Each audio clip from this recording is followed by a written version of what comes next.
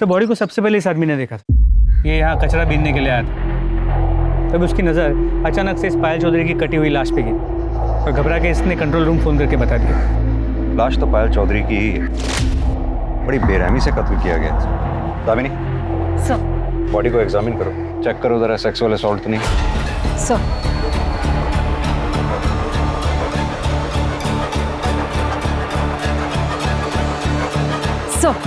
Sir body के दोनों हिस्सों पर रेप या सेक्सुअल असॉल्ट जैसा कोई निशान नहीं। सर के पीछे जो घाव है उससे ये लग रहा है कि पत्थर या किसी भारी चीज से वार किया।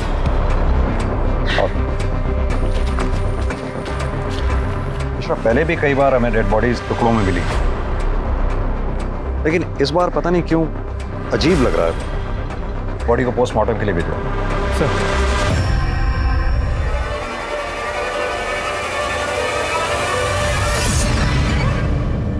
नमस्कार, आदाब। क्राइम पेट्रोल सतर्क के आज के एपिसोड में मैं अनूप सोनी आप सबका स्वागत करता हूं। पुलिस को एक महिला की 2 भागों में लाश मिली थी, लेकिन अक्सर ऐसे केसेस में जो देखने को नहीं मिलता वो ये कि मरने वाले की पहचान सही सलामत हो। लेकिन तमाम सबूत मिटाने के बाद, जैसे कि विक्टिम का सामान, उसका मोबाइल फोन, मर्डर वेपन, कुछ भी क्राइम सीन पर नहीं मिला। लेकिन विक्टिम की पहचान छोड़ दी गई थी। ये कातिल की भूल थी या फिर कोई चाल।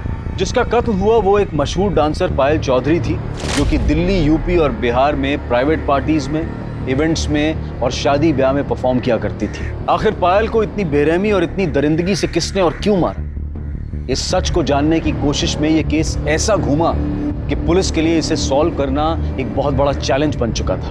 पर सबसे पहला और अहम सवाल ये था कि एक डांसर के अलावा पायल चौधरी कौन थी और उसकी कहानी क्या थी।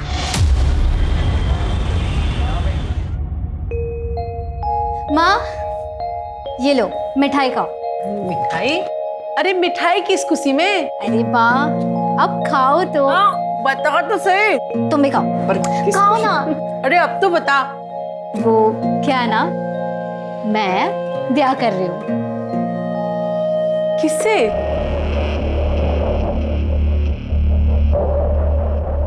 राजन शर्मा नाम है उसका। आप नहीं मिली हो माँ उससे?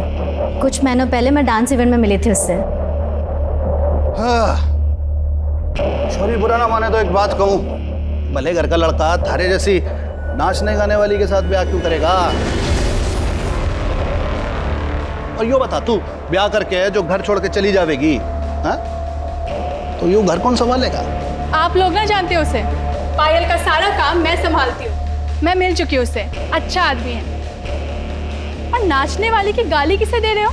थारी अय्याशी चलती रहे इसलिए पायल को गैर मर्दों के सामने नाचने पड़े हैं। थोड़ी शर्म करो, शर्म। यो काम चोरी छोड़ो और कोई काम करो। छोरी, होश की दवा कर, घनी थानेदार नहीं हो रही है। और यो बताओ, तुम दोनों जो ब्याह का फैसला कर लिया तुमने, छोरे के घर वाले से बात की, ब्याह की, राजी हैं वो लोग? वो क्या है ना, परिवार के नाम पे सिर्फ माँ है उसकी, लेकिन वो मना रहा है माँ को। पुराने ख्यालों की है तो थोड़ी दिक्कत हो रही है। थोड़ी दिक्कत ना है यो घनी दिक्कत वाली बात है। कभी ना मानेगी उसकी माँ कुछ भी।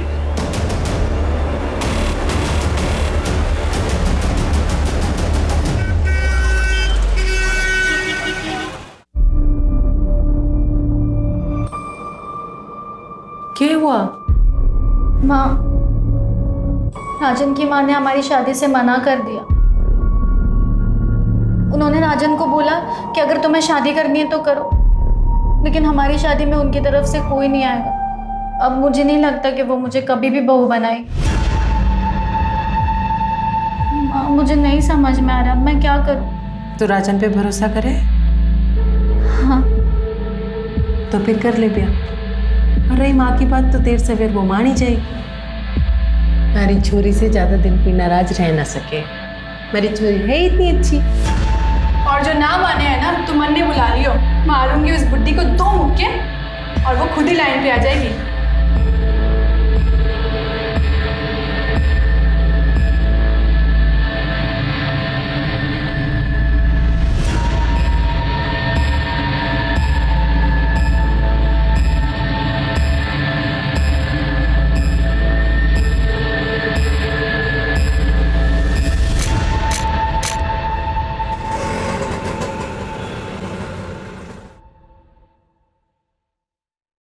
अरे आना। ले आया नचनिया को। खानदान की पूरी इज्जत मिट्टी में मिला दी तूने। आज अगर तेरे बापू होते ना तो पहले इससे गोली मारते, फिर तुझे भी मार देते। अंदर तो आंदे, दरवाजे पे ही शुरू हो गई। हाँ, यहाँ तक तो आई है, अंदर भी आई जाएगी वो, और आता जाता हमारी खिल्ली उड़ाएगा। देख छोरा, बाजार की हर एक चीज ना घर नहीं लाई जाती। हे राम जी, इस बुढ़ापे में काका दिखना पड़ेगा पता नहीं है। चलो।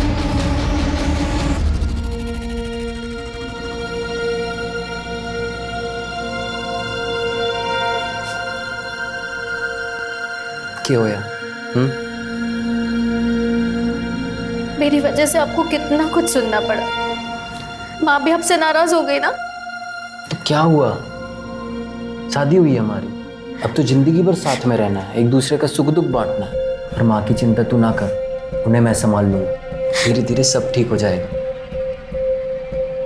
और अभी ये आंसू आंसू पहुंच और थोड़ा शर्मा वर्मा ले, नई नवेली दुल्हन है, थोड़ा फील तो आना चाहिए ना। हाँ, सुहाग रात है आज हमारी, तो थोड़ा तो मुस्कुरा दो। इधर से, इधर से, इधर से।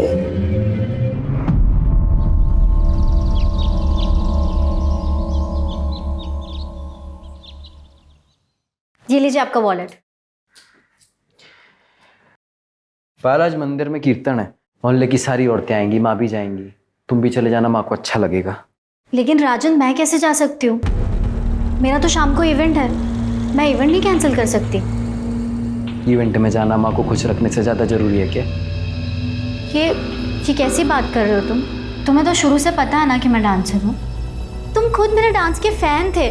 सोचो, अगर तुम्हारा डांस का प्रोग्राम होता और मैं कैंसिल करती तो तुम्हें कैसा लगता? पता था तुम डांसर, तब की बात और थी, तब हमारी शादी ना हुई थी। शादी और मेरे काम का क्या लेना देना है? मेरा काम है राजन। ठीक है, जो करना है कर। लेकिन मेरी बात तो सुनो।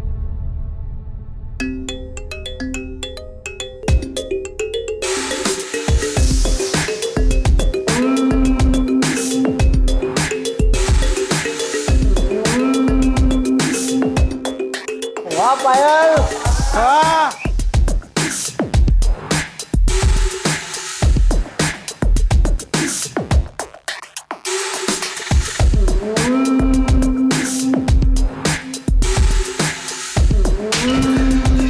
चल निकल यहाँ से। अच्छा। तो ठीक है ना? हाँ दीदी।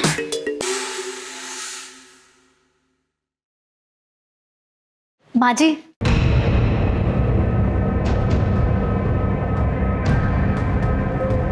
मैं ना आपके लिए मन से तोहफा लाई हूँ, आपको बहुत अच्छा लगेगा। मनने नहीं चाहिए, जो लेता होगा ना उसे जाकर दे। आप देखिए, आपको बहुत अच्छा लगेगा, सच में। एक बार देखिए। मैंने कहा ना मुझे नहीं चाहिए, तारी हराम की कमाई मनने नहीं चाहिए।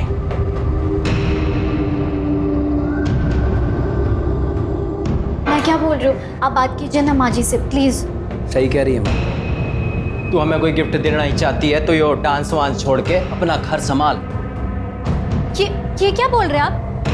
मैं घर तो संभाल ही रही हूँ ना। और रही बात काम की, तो मैंने आपको पहले ही बोल दिया था कि मैं शादी के बाद नहीं छोड़ सकती हूँ काम। काम के नाम का तो बाड़ा है। बात ये है कि थारे को यो घटिया आदमियों को अपने पीछे ला टपकाता देख के मैं मजा आवे। उनकी गंदी असली बातें सुनना पसंद है थारे को। खुशी होती है थारे को कि इतने सारे लोग थारे पीछे पागल हो रखे हैं, समझ में नहीं आता कि मन में।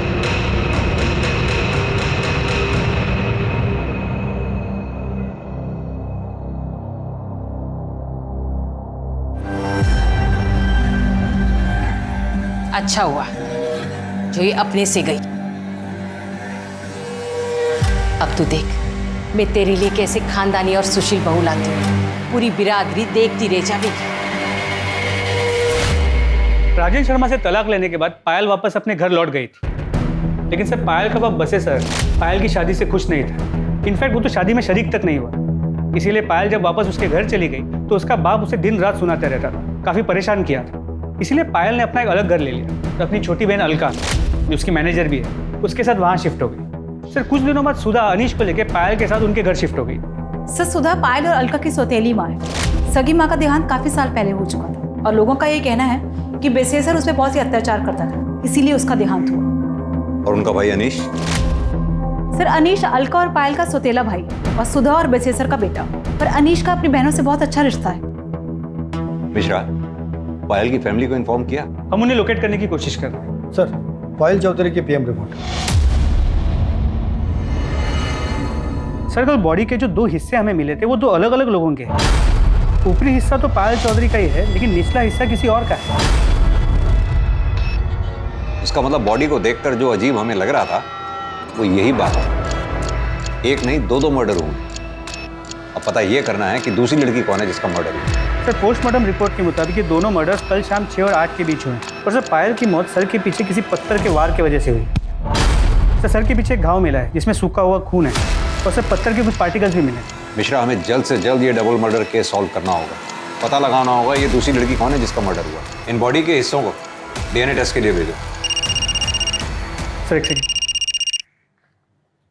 हेलो, कहाँ पर? ठीक है सर, शिवपुरी में कुएं के पास एक कटा हुआ हाथ और पैर मिला।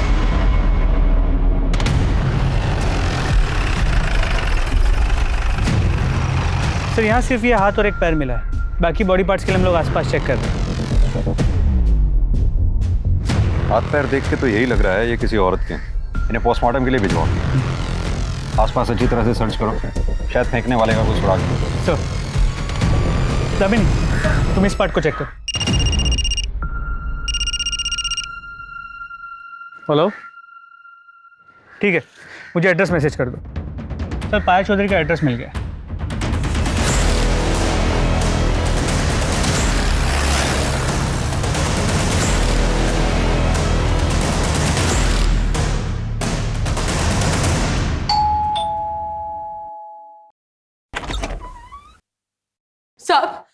साहब हमारी अलका का कुछ पता चला? बताया कहाँ थी वो 2 दिन से? क्या अलका लापता है? हाँ साहब, 7 तारीख की दोपहर को गाड़ी लेके निकली थी, बता के भी ना गई कहाँ जा रही है। और उसके पीछे मैं मंदिर चली गई। 2 घंटे बाद आई तो अनीश ट्यूशन से आ गया था, पर अलका ना आई थी। तो हमने घड़ी देर तक उसकी राह देखी, उसको फोन भी किया पर उसका फोन स्विच ऑफ आ रहा था। जब सवेरे तक ना आई तो घबराहट के मारे जनकपुरी थाने में जाके उसकी गुमशुदगी की रिपोर्ट लिखवाई। सब हम तो कल रात में गए थे ये पता करने के वो उसका कुछ पता चला, पर उसकी कोई खबर ना थी। साहब अलका ठीक तो है ना? आप कौन? यो मारो भाई से बच्चों का मामा। देखिए, हमें एक औरत की लाश मिली, एक्चुअली बहुत की नहीं, ये ना हो सके। वो अलका नहीं माँ दीदी, ना हो सके।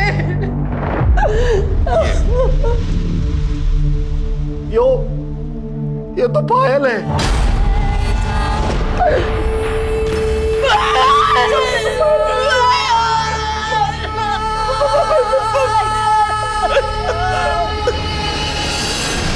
पायल की लाश यहाँ सहारनपुर में मिली। साहब ऐसा कैसे हो सकता है? वो तो मुजफ्फरनगर गई है, 7 तारीख को उसका प्रोग्राम था वहाँ। आज तो वो वापस आने वाली थी, हम उसकी राह देख रहे थे, पर वो हमेशा के लिए हमें छोड़कर चली गई। देखिए, मैं जानता हूँ कि हालात काफी नाजुक हैं, लेकिन फिर भी बस इतना जानना चाहता हूँ कि पायल का क्या कभी किसी से कोई झगड़ा हुआ था या कोई दुश्मनी थी? सब दुश्मनी क्या होगी ऐसी नेक्चुरी की, पर आजकल शाम के साथ घने झगड़े होते थे उसके। शाम कौन? श्याम तिवारी, पायल का पति। दोनों ने मंदिर में ब्याह किया था। श्याम ने पायल से पैसों के लिए ब्याह किया था। पायल को बेवकूफ बनाकर उससे पैसे लेकर कैश में एक दुकान खरीदी थी। पायल उससे इतना प्यार करती थी, पर बाद में पता चला कि श्याम पहले से ही शादीशुदा है। रुड़की में उसके बीवी बच्चे रहते हैं। बाद में उसने रजिस्ट्रार ऑफिस में जाकर पता किया तो पता चला कि उसने दुकान तो खरीदी थी पर अपने नाम पे। इस बात पे उन दोनों में घड़ा झगड़ा हुआ। अलका को भी ये बात पता है। उसने भी तिवारी को खूब खरी खोटी सुनाई थी। पायल को मालूम था कि अलका गायब है? नहीं साहब, हमने फोन किया था पर उसका फोन बंद आ रहा था और अलका की टेंशन में फिर हम उसे फोन करना ही भूल गए। आपके पति आपकी बच्चियों से बहुत नफरत करते हैं। क्या आपको लगता है कि वो ये काम? साहब, वो वैसे ही बड़ा गिरा हुआ इंसान है। कुछ कह नहीं सकती कि वो इतना भी गिर सकता है। अनीश, तुम कुछ कहना चाहोगे जिससे हमारी मदद हो सके? मैं तो बस इतना ही कहना चाहूंगा कि पायल और अलका दी सिर्फ मेरी बहन ही नहीं, भाई बाप सब थी। ठीक है, अभी हम चलते हैं। अलका के बारे में जैसी कोई खबर मिलेगी आप लोगों को इन्फॉर्म कर दें। मिश्रा, ये जनकपुरी पुलिस स्टेशन से अलका के केस की फाइल मंगवाओ। अब ये केस हम ही देखेंगे। पता करो 7 मार्च को पायल सहारनपुर में क्या कर रही थी। वो मुजफ्फरनगर गई भी थी या नहीं। अलका की गाड़ी ढूंढवाओ। अलका और पायल दोनों के कॉल रिकॉर्ड्स और मोबाइल लोकेशन डिटेल्स निकलवाओ। और हाँ, श्याम तिवारी, इसको थाने बुलाओ पूछताछ के लिए। क्या मेरी पायल का मर्डर हो गया है? तो नहीं सर, ऐसा नहीं हो सकता सर। ओवर एक्टिंग कम कर। सर, मैं एक्टिंग नहीं कर रहा हूँ, मैं सच कह रहा हूँ। मैं पायल से बहुत प्यार करता था। अपनी पहली बीवी और बच्चों से भी ज्यादा। सर मैं मानता हूँ कि मैं शादीशुदा हूँ, लेकिन भगवान जानता है कि ये रिश्ता कब का टूट चुका था और अब तो मैं उसे कानूनी तरीके से भी खत्म करने वाला था। क्योंकि पायल के पास ज्यादा पैसा था। उसकी दुकान हड़प के भी तुझे चैन नहीं मिला। सर, ये झूठ है। मैंने उसके लिए अपने पैसों से दुकान खरीदी थी। सर, मैं कब से अपनी एक इवेंट कंपनी का ऑफिस खोलने के लिए पैसे जोड़ रहा था। अच्छा, तो तूने पायल की ब्लैक मनी से दुकान नहीं खरीदी? सर, मैं उसके पैसे से क्यों दुकान खरीदूंगा? ठीक है, तो अभी तो जा सकता है, लेकिन सहारनपुर छोड़कर कहीं मत जाइए। अपनी बीवी के पास तुड़की भी नहीं। जी सर।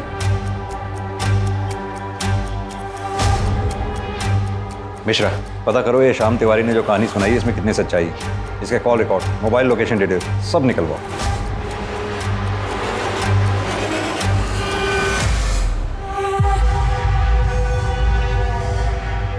सर, अलका का फोन स्विच ऑन हुआ था। इससे पहले कि लोकेशन पता कर पाते, फोन फिर से स्विच ऑफ है। दामिनी, अलका के फोन पर नजर रखो। सर, जैसे भी हो सकता है वो मुसीबत में हो, तो शायद हम उसे बचा पाएं। Right sir. सर, मुझे नहीं लगता हम अलका को बचा पाएंगे। क्यों? सर, बॉडी के जो 2 हिस्से मिले थे, ये उनकी डीएनए रिपोर्ट है। इसका मतलब तो निचले पार्ट का डीएनए 50% पायल की बॉडी से मैच करता है। तो यानी वो बॉडी अलका की है। सर, रिपोर्ट से तो यही लगा। मिश्रा, एक काम करो, कुएं के पास से जो हमें हाथ पैर के टुकड़े मिले उनका डीएनए से मैच करके देखो। सर। हेलो, कहाँ? ठीक है सर, रेलवे ट्रैक के पास एक औरत का सर कटा हुआ मिला। वो उसकी पिक्चर अभी भेज रहे हैं। आ गई सर, ये तो अलका चौधरी है। मिश्रा, इस सर का डीएनए जंगल से मिले बॉडी के टुकड़ों से मैच करके देखो। जिसने भी ये काम किया बहुत ही शातिर खिलाड़ी है। बड़ी बेरहमी से मारा है।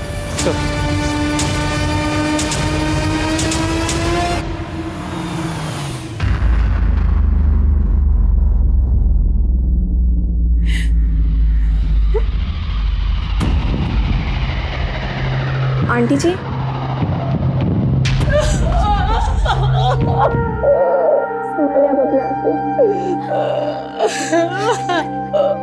आंटी जी, मुझे तो अभी भी यकीन नहीं हो रहा है कि पायल दीदी और अलका दीदी के साथ इतना सब कुछ हो गया। कितनी बुरी मौत मारा उन दोनों को।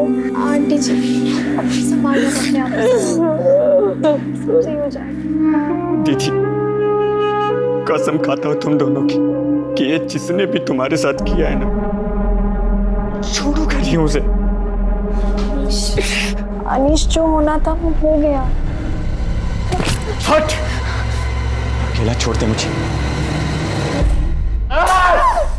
जिनकी माँ बड़ी फिरे थी तू, वो दोनों निकल ली। अब क्या इरादा है?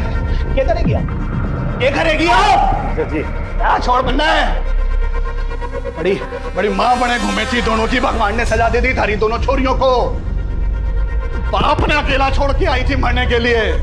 और एक बात बोलूं, और तू कम ही नहीं थोड़ी है, सीधी ना है। सजा जी कम से कम माहौल का तो ध्यान रखिए। अरे क्या माहौल का ध्यान रखूं मैं?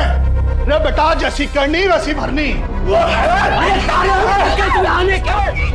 यो संस्कार है बेटे के, यो सिखाया है, यो सभ्यता दी है। सारी सभ्यता अरे तू बाप ना है, बाप के नाम पे शराब है शराब। अरे थारे बचपन में पूरा परिवार बर्बाद हो गया। यो तू ध्यान रख, कीड़े पड़ेंगे कीड़े, सड़ के मरेगी। पानी देने वाला नसीब नहीं होगा, निकलो तुम लोग। सर, पायल के मर्डर केस में कुछ अपडेट्स मिली है। 7 मार्च को मुजफ्फरनगर शहर में माहौल खराब होने के कारण धारा 144 लगाई गई, इसलिए पायल का इवेंट कैंसिल हो गया और इवेंट ऑर्गेनाइजर्स ने पायल को एक प्राइवेट कैब से अपने घर सहारनपुर भेज दिया। उस कैब ड्राइवर से बात हुई? जी सर, उससे बात हुई। उसने कहा कि वो पायल को घर तक ड्रॉप तो करने वाला था, मगर सहारनपुर एंटर करने से पहले ही उसकी कैब खराब हो गई। क्या हुआ भैया? मैडम शायद गाड़ी खराब हो गई। एक काम कीजिए, आप मुझे यहीं छोड़ दीजिए, मैं बस या ऑटो से चले जाऊंगी। ये लीजिए। वो लोग ना पहचाने, इसलिए उसने अपने चेहरे को दुपट्टे से ढका, आंखों पे चश्मा लगा के वो वहाँ से चली गई। और हाँ सर, कैब ड्राइवर ने ये भी कहा कि उसका फ़ोन स्विच ऑफ था क्योंकि चार्ज करना भूल गई। कैब ड्राइवर को ये कैसे मालूम कि पायल के फ़ोन की बैटरी डाउन थी? क्योंकि सर पायल ने ड्राइवर को पूछा था कि उसके पास फ़ोन का चार्जर है। उस जगह के आसपास कोई सीसीटीवी है क्या? तो जहाँ गाड़ी खराब हुई वहाँ कोई सीसीटीवी कैमरा नहीं मिला, और वहाँ से कुछ ही दूरी पे एक छोटे से गांव का बस स्टॉप, वहाँ भी कोई सीसीटीवी कैमरा नहीं, ना ही कोई दुकान। उसने वहाँ से बस लिया नहीं, ये पता नहीं चल पाया। सर कल से ये फोटो बहुत वायरल हो रही है। किसकी फोटो है? सर फिलहाल तो पता नहीं, पर जल्दी पता चल जाएगा। सर पायल और अलका का फ़ोन डिटेल्स भी आ गई। मोबाइल लोकेशन के अकॉर्डिंगली 7 मार्च शाम को 6 बजे अलका का जो लोकेशन है वो सर घर से कुछ किलोमीटर दूर का दिखा रहा है, जहाँ पे दोनों की डेड बॉडीज मिली। सर अलका के फ़ोन की लास्ट लोकेशन क्राइम स्पॉट के पास दिखा रहा है, जबकि पायल का फ़ोन शाम को 4 बजे सहारनपुर के बॉर्डर के पास स्विच ऑफ हो गया। इसका मतलब कैब ड्राइवर सच कह रहा था, अलका का फ़ोन स्विच ऑन हुआ? नहीं सर। यानी कि अब तक हमें ये पता है कि पायल 7 मार्च को सहारनपुर बॉर्डर के पास तक पहुंची। उसके बाद वो आगे कहाँ गई, उसके साथ क्या हुआ, ये हमें पता करना है। साथ में ये भी पता करना है कि जो फोटो में आदमी दिख रहा है ये कौन है। हो सकता है पायल की माँ सुधा इस आदमी को जानती है। Right sir.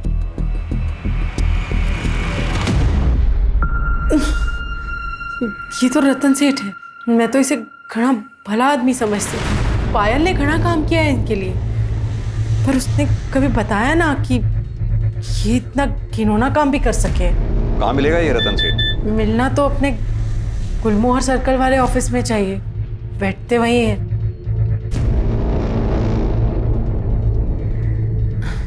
गर्लफ्रेंड से बात करें। गर्लफ्रेंड भी है तुम्हारी? जूही, बचपन से ही घना प्यार करें एक दूसरे को। सेठ घनश्याम ठाकुर जी ने कहा है कि जैसे ही सही समय आएगा दोनों का ब्याह कर देंगे। ठीक है।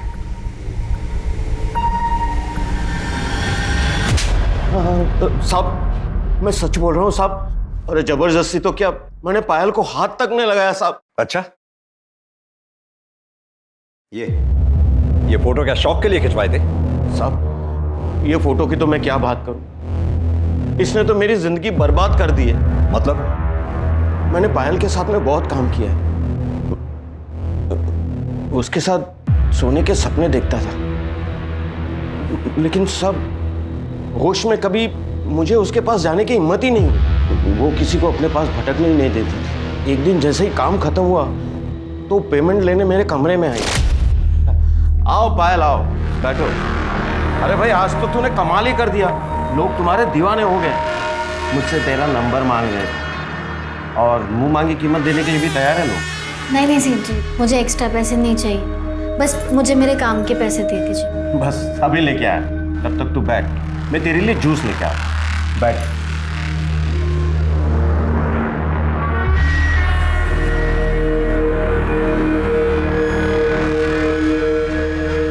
ये लो जूस पियो, अकाउंटेंट तुम्हारे पैसे लेकर आते ही हो।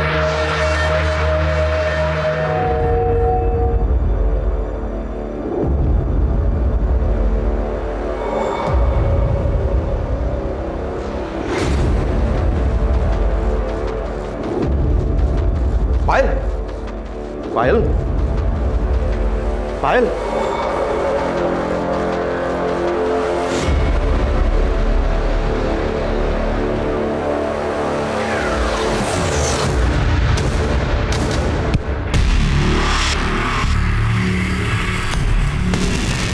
जब मुझे होश आया तो मैं बिना कपड़ों के अपने बेड पे पड़ा था।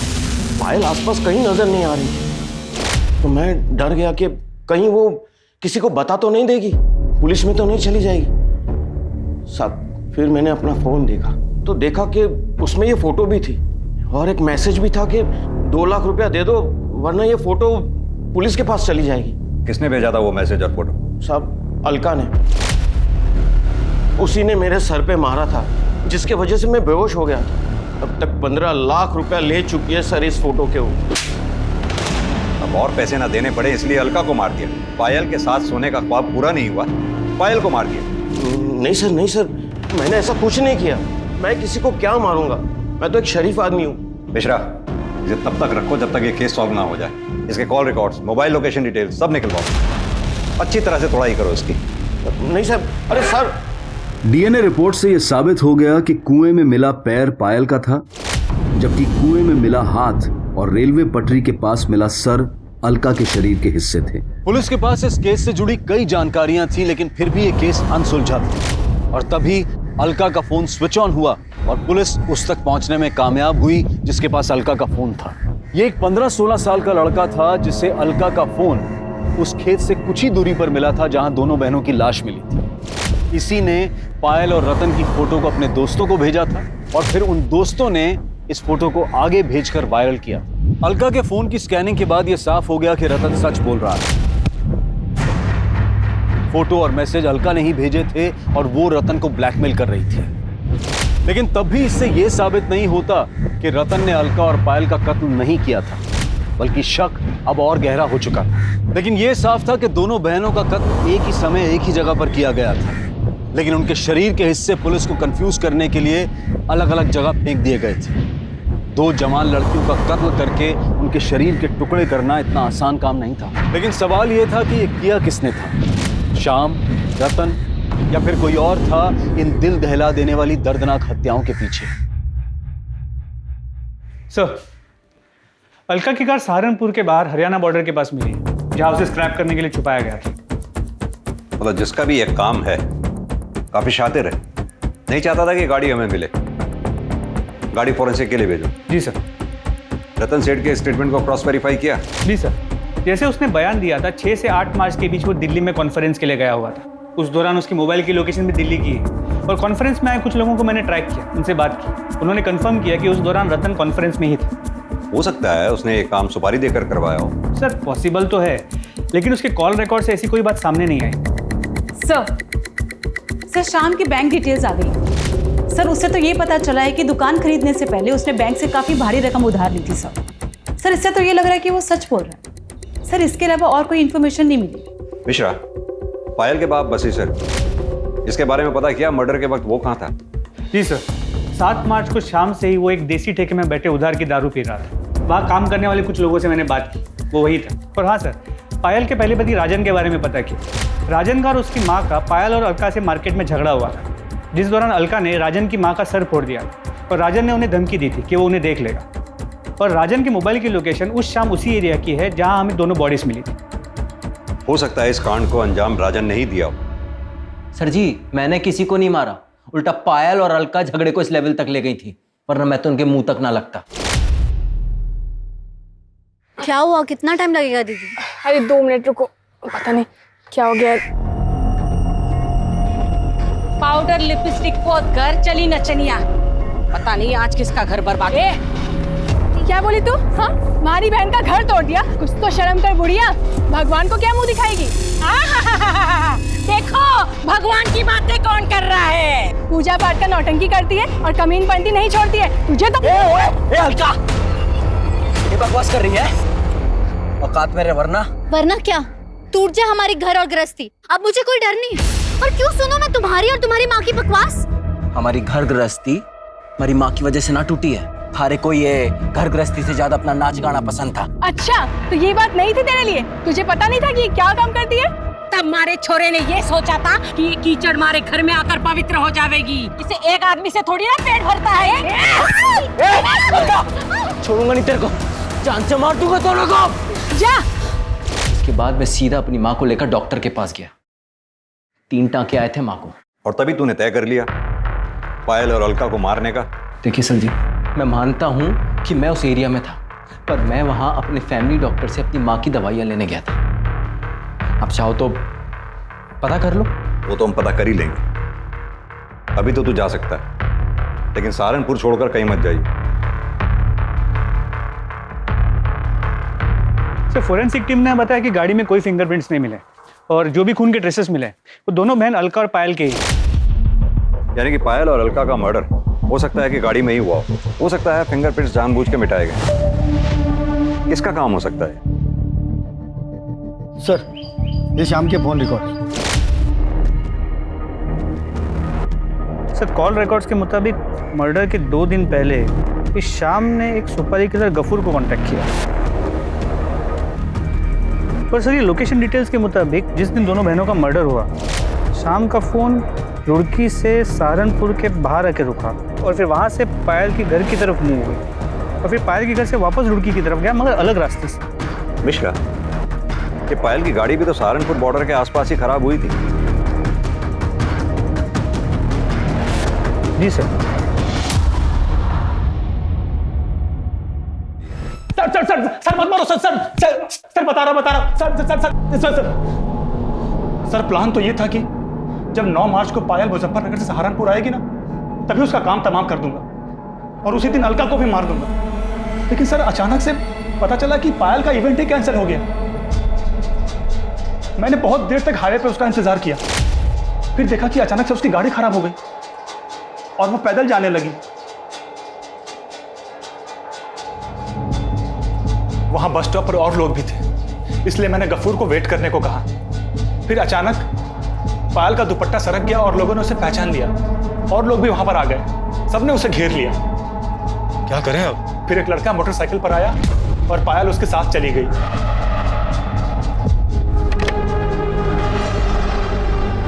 वो लड़का कौन था जिसके साथ वो बाइक पे गई थी? सर, वो हेलमेट पहन रखा था, उसकी शक्ल नहीं देख पाया मैं। बाइक का नंबर, बाइक का मॉडल, कलर कुछ तो नोटिस किया होगा।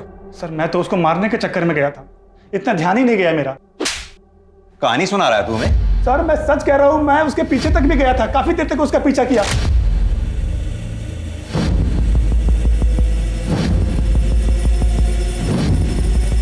गफूर, छोड़ इसको, बाद में देखते हैं। निकल नहीं गया, तूने उनका पीछा किया, सुनसान जगह देखकर दोनों को गाड़ी से उतारा, उनको मारा और फिर लाश को ठिकाने लगा दिया। नहीं नहीं सर, ये झूठ है। ये झूठ है? चल अब ये बता, दुकान किसके पैसे की खरीदी थी? बोल। हाँ सर, ये सच है कि वो दुकान पायल के पैसे से थी। सर, मैं क्या करता, फ्री की दुकान थी, 15,000 किराया आ रहा था, तो मैंने सोचा कि पायल का ही काम तमाम कर देता हूँ। लेकिन सर, हम ऐसा कर नहीं पाए। मिश्रा, पता करो ये शाम की बात में कितनी सच्चाई है। और हाँ, जब तक हम कातिल तक नहीं पहुंच जाते, इसे यहीं बिठा के रखो और इसके साथ ही गफूर को उठा ला। सर, अगर ये शाम निर्दोष है तो फिर ये डबल मर्डर्स किसने किया? मिश्रा, सवाल ये उठता है कि टारगेट पे पायल थी या अलका, या फिर दोनों बहनें, क्योंकि अलका का दिमाग गर्म था, उसके कई दुश्मन हो सकते हैं। और अगर ये शाम सच कह रहा है कि पायल घर पहुंची और अलका से मिली, तो ये कैसे मुमकिन हो सकता है कि घर वालों को पता ही ना चला? कहीं ऐसा तो नहीं पायल अलका से घर के बाहर मिली, बाहर से ही दोनों कहीं चले गए और फिर मार दिए गए, या फिर इस कांड में घर का ही कोई आदमी शामिल?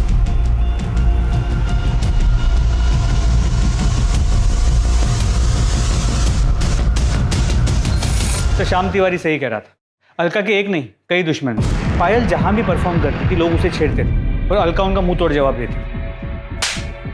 वो ये नहीं देखती थी कि वो कौन है, कोई नेता है, नेता का भाई है या पैसे वाला आदमी। वो किसी से भी नहीं डरती थी। यानी कि एक कामचोर बाप ने अपनी अय्याशी के लिए अपनी दोनों बच्चियों का जीवन ही बर्बाद कर दिया। पता करो, ये पायल के चाहने वालों की लिस्ट में क्या कोई ऐसा है जो इतने सालों तक अपनी खुंदक पाल के बैठा हो? सर। दामिनी सर, राजन की स्टेटमेंट को क्रॉस वेरीफाई किया? Yes sir. सर, वो सच बोल। सर, उस दिन वो डॉक्टर के यहाँ दवाई लेने के लिए गया था। क्लिनिक की सीसीटीवी फुटेज में ये दिख रहा है कि शाम को 6 बजे से लेकर 7 बजे तक वो क्लिनिक में ही था और उसके बाद उसके मोबाइल लोकेशन घर की तरफ मूव कर। सर, एक सेकंड। हेलो, कहाँ पर? ठीक है सर। खंडर के पास एक औरत का कटा हुआ हाथ और पैर में, जो काफी बुरी हालत में।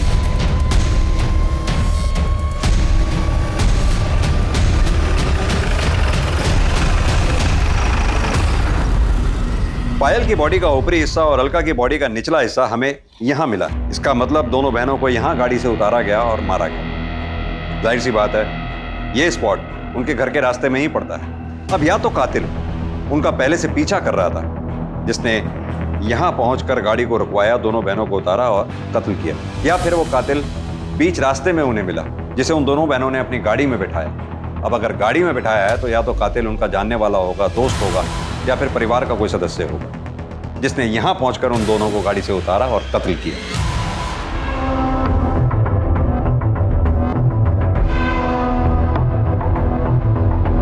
सर, अनीश अभी घर से बाहर निकला है, मैं पीछा कर रहा हूँ सर।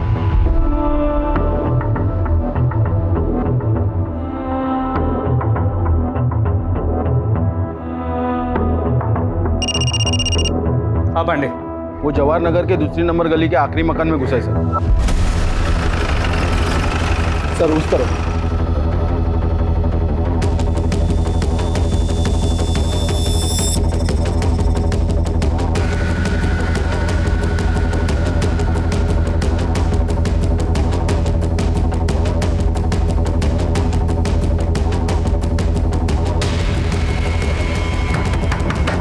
अनीश, हमें पता है तुम अंदर हो, चुपचाप बाहर आ जाओ।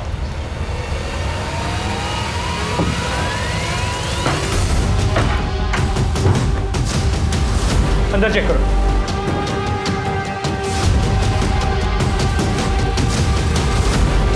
सर, अंदर कोई नहीं है।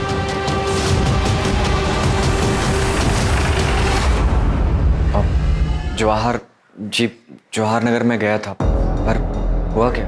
क्यों गए? अब पढ़ाई करने गया था मैं, वो मेरा वहाँ दोस्त रहता है ना, तो आता जाता। तो एक बात बता, जब तू वहाँ से निकला हमें दिखाई क्यों नहीं दिया? मतलब तूने मुझे बताया क्यों नहीं? तू वहाँ गया था? नहीं माँ, मैं तो आपको बताने ही वाला था, पर आप सोई हुई थी तो इसलिए मैं। दोस्त का नाम क्या है? रवि चौरसिया।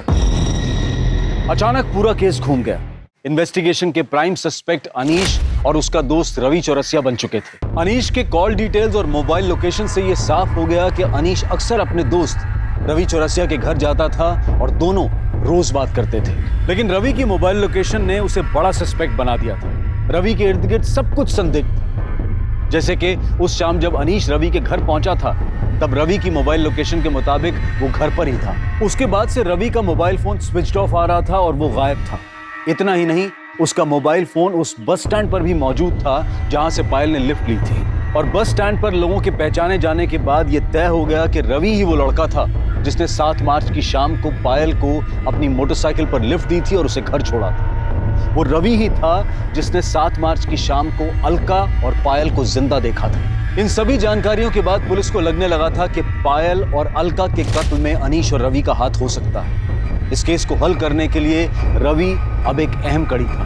पुलिस रवि के फोन पर नजरें गड़ाए हुए थी और जैसे ही फोन ऑन हुआ, पुलिस ने बिना देरी किए रवि को उठा लिया। मैं और रवि, हम दोनों एक दूसरे से बहुत प्यार करते हैं। जूही से हमारा कोई वास्ता नहीं सर। सर, मैं अनीश को पहली बार पायल दीदी और राजन की शादी में मिला था सर, और अनीश को देखते ही मुझे इससे प्यार हो गया था सर, मुझे लड़के पसंद है, ये मुझे तब पता चला जब मैं रवि से मिला। पर मुझे ये भी पता था सर कि कुछ भी हो जाए, मेरी माँ जूही से ही शादी करा के रहेगी। रवि से झगड़ा होता था, माँ को लगता था कि मुझे जूही से झगड़ा हुआ, और माँ उसे मनाने को बोलती थी। और सर, मुझे समझ में नहीं आता था कि मैं माँ को अपने रिश्ते के बारे में कैसे बताऊँ। 7 मार्च को क्या हुआ था? पायल तुम्हें कहाँ मिली? सर, मैं अपने रिश्तेदार को बस स्टॉप पर छोड़ने गया था, तो मैंने रास्ते में देखा कि कुछ लोगों ने पायल दीदी को घेरा हुआ है। तो मैंने दीदी को बोला कि आओ मैं आपको घर छोड़ देता हूँ, और मैंने अपनी बाइक पे उन्हें घर छोड़ दिया था सर, मेरे पास ना पायल दीदी का बैग रह गया था बाइक।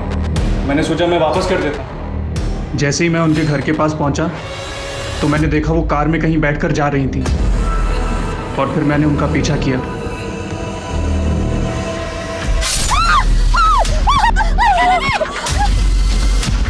ये देखकर मैं बहुत डर गया था सर।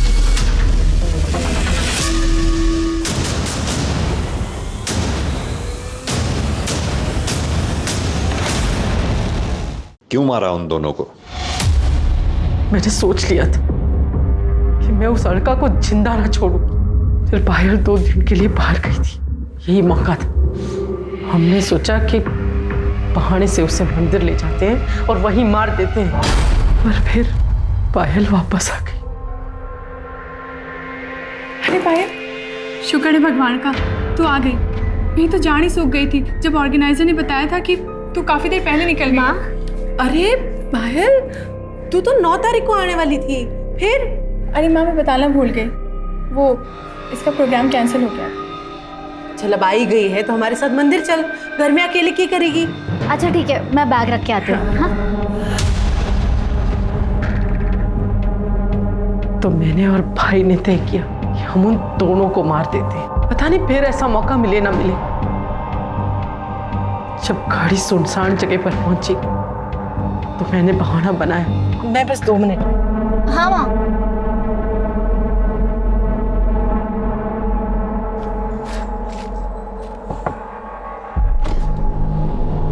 अरे मामा जी आप?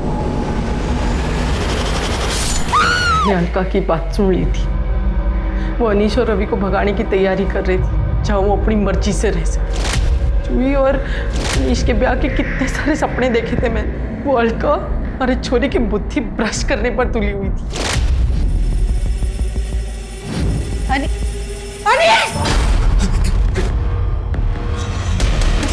यो क्या कर रहा है? हाँ?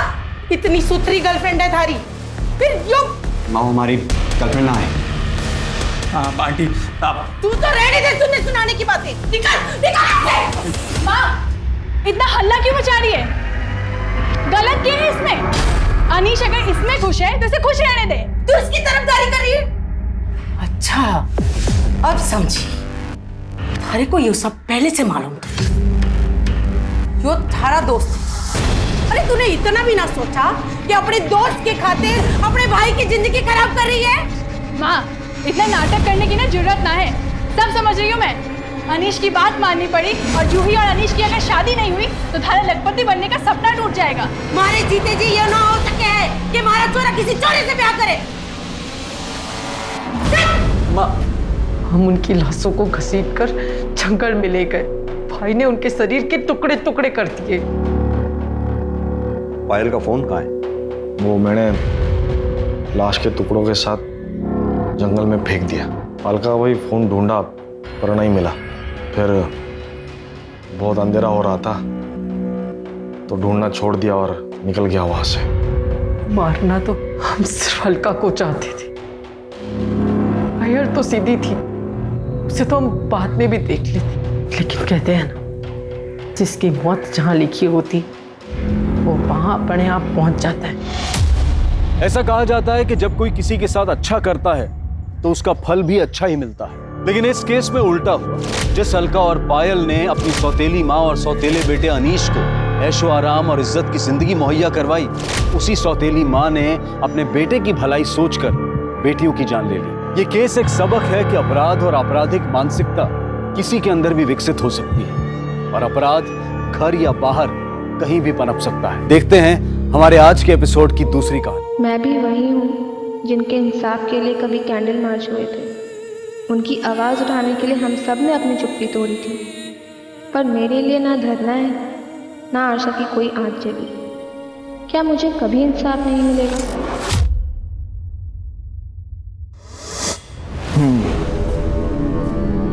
तो तुम्हारा रेप हुआ, किसने किया? सर वो कुछ याद नहीं आ रहा कौन था, पर उसने मेरे साथ। मतलब तुम कह रही हो कि तुम्हारा रेप हुआ और तुम्हें नहीं मालूम किसने की?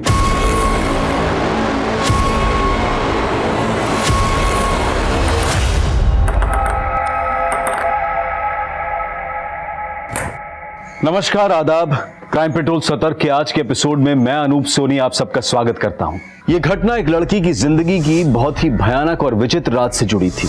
उस रात का एक एक पल यातनाओं से भरा था, लेकिन उस लड़की को अपने अपराधी का परिचय नहीं मालूम था। आखिर आराध्या कब, कैसे और क्यों इस जटिल परिस्थिति में पहुंची?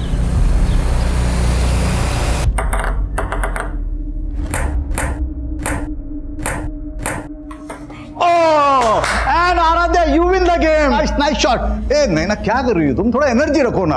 Aaradhya, I like it. लेकिन गेम है ना, इतना लंबा नहीं चलना चाहिए, थोड़ा इंप्रूवमेंट करो। और देखो क्या है, ये बैकहैंड है ना, ये बैकहैंड को हम ये ऐसा पकड़ा हमने, और ये हमने ये स्ट्रोक दिया, समझिए, ये स्ट्रोक दिया। नहीं ना, देखो तुम्हारा क्या होता है, तुम एनर्जी नहीं रखती, तुम्हें फोर्स होना चाहिए। हाँ, ये जो स्ट्रोक है ना, ये इस तरह से, ये ऐसे।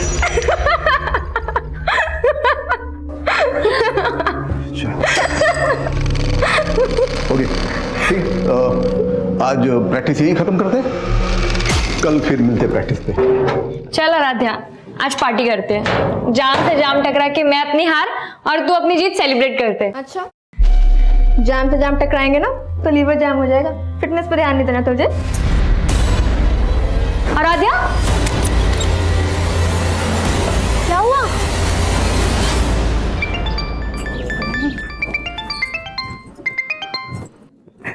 हाँ जी बोलो। 5 बज रहे हैं और आराध्या अभी तक घर नहीं आई।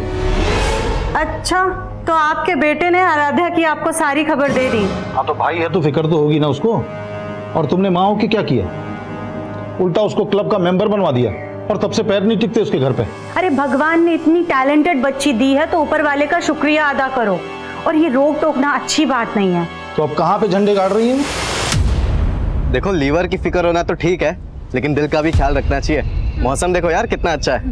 ये लो। बस तल्ली नहीं होना, मुझे घर भी तो जाना है। ओ हेलो, हमें कौन सा शमशान जाना है? बारिश है, बियर है, तुझे और क्या चाहिए? चल अब आइए ना, तो अच्छे से एंजॉय करके जा। एंजॉय तो तब करूंगी ना जब कंट्रोल में रहूंगी। कंट्रोल?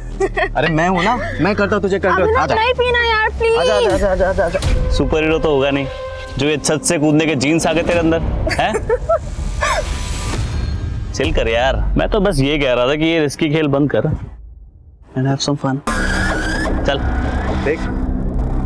ओ हेलो, तू बड़ा ब्लश कर रही है, जानती है क्या उसे? जानती तो नहीं, पर लड़का जानने लायक है। अपने बॉयफ्रेंड के सामने फ्लर्ट कर रही है। आज तू पीने के लिए ब्लैकमेल कर रहा था, कल को जीने के लिए ब्लैकमेल किया तो तेरे साथ रिस्क बहुत है, समझा? कोई रिस्क नहीं है पापा, आप तो ऐसे डर रहे हैं जैसे दूसरी लड़कियां जॉब ही नहीं करती। होटल में वेटर का काम करके बड़ा नाम रोशन कर रही मेरा, और रोज रात को 12-12 बजे तक घर आती है। देख मंजू, ये सब नहीं चलेगा। पापा, आप खुद तो मेरी पढ़ाई का खर्चा उठा नहीं पाते, अब क्या मैं खुद की पढ़ाई के लिए पार्ट टाइम जॉब भी नहीं कर सकती? बोल तो ऐसे रही है जैसे तुझे अनपढ़ छोड़ रखा है मैंने। बीए करवा दिया ना, अब इसके आगे ना तू पढ़ाई करेगी ना जॉब करेगी, समझी?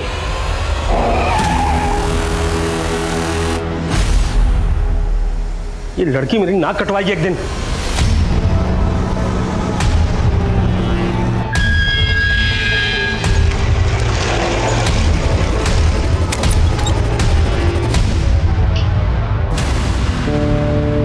हेलो पापा, आराध्या घर पे ही है। जैसे कल रात को आपने उसकी क्लास ली थी ना, बस वैसा ही करो उसके साथ, लाइन पे आ जाएगी वो। अब वो चाहे कुछ भी कर ले, मुझे उस संकी से बात ही नहीं करनी है। बाय द वे, ये कहीं उस करण का जादू तो नहीं जो तूने अभिनव से तुरंत ब्रेकअप कर लिया? हाँ, खींच मत यार, मुझे बस अपने गेम पे फोकस करना है। ओह चैंपियन। अच्छा सुन, आज पार्टी में तो आ रही है ना? नहीं यार, घर में पापा ने डिटेन कर रखा है और भाई मेरे पे पहरा दे रहा है, कैसे आऊंगी?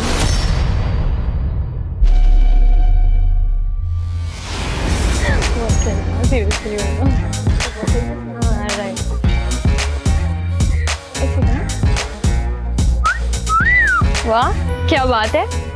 भाई द वे, तू आराध्या ही है ना? क्योंकि वो तो शायद पार्टी में नहीं आने वाली थी।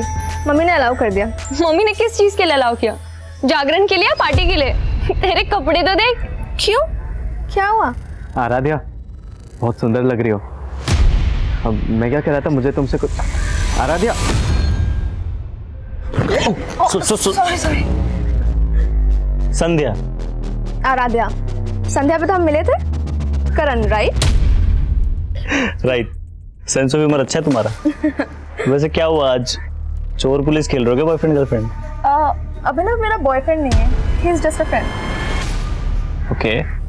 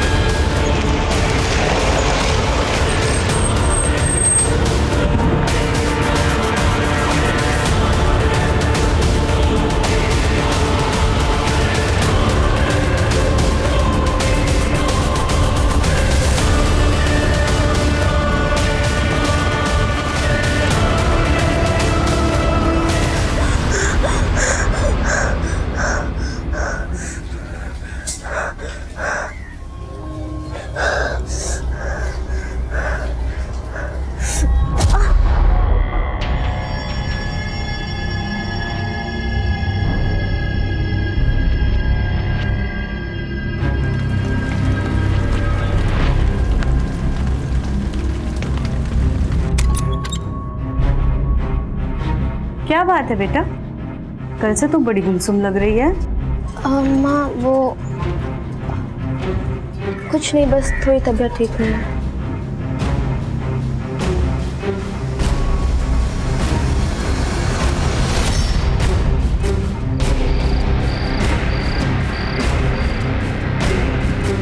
ज्यादातर रेप विक्टिम्स अपनी तकलीफ अपनों से भी नहीं बता पाते, पर ऐसे मामलों में विक्टिम की मेडिकल रिपोर्ट एक इंपॉर्टेंट एविडेंस होती है और एफआईआर में की गई देरी इस एविडेंस को मिटा सकती है। आराध्या ने अपने परिवार को भी ये बात 3 दिनों बाद बताई, लेकिन तब तक बहुत देर हो चुकी थी। शराब, पार्टी और लड़के, इसके अलावा कुछ सोचता है तुझे? ये तो होना ही था तेरे साथ। बस कर अंश, इसका रो रो करके पहले ही बुरा हाल है और तू है कि इसको कोसे ही चला जा रहा है। तो तू क्या कर रही है सुहासिनी? अभी भी अंश को रोक रही है तू। बड़ा बोल रही थी ना, बड़ी टैलेंटेड लड़की पैदा की है। अरे हमारी इज्जत खराब करने के लिए पैदा हुई है ये।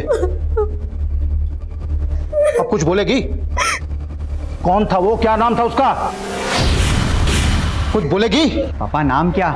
इसको तो उसकी शक्ल तक याद नहीं है। क्या? हाँ, नशे में टूल थी। मुझे तो लगता है दारू के साथ ड्रग्स भी लेना चालू कर दिया इसने। ड्रग्स नहीं लिया था मैंने, बस थोड़ी सी बियर पी ली थी। ऐसे बोल रही जैसे बहुत महान काम किया इसने। हाँ मैंने गलती की पापा, पर उसका मतलब ये नहीं कि कोई भी मेरा रेप कर देगा।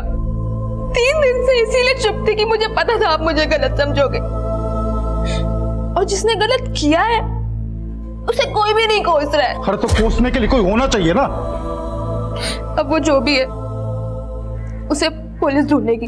हाँ हाँ, तू तो बड़ी मिनिस्टर की बेटी है, पुलिस तेरे इशारे पे काम करेगी। क्या बोलेगी पुलिस को तू?